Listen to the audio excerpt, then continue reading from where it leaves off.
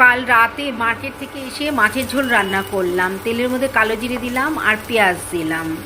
আর খুব সাধারণভাবে মাছটা রান্না করলাম। রুই মাছ আমি আগে থেকে ভেজে রেখেছিলাম, তো ভাবলাম রাতে এখন ঝোলটা করে নিই। দেখো, দুটো কাঁচা লঙ্কা দিয়ে দিলাম।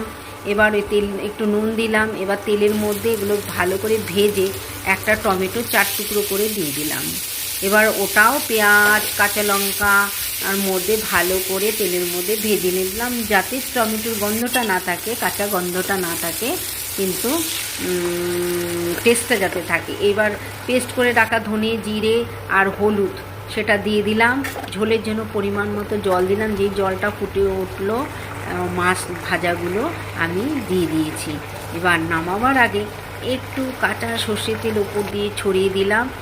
এত ভালো হয় খেতে, আমি কল্পনাই করতে পারিনি এইভাবে রান্না করার পর মাছটা এত ভালো হবে।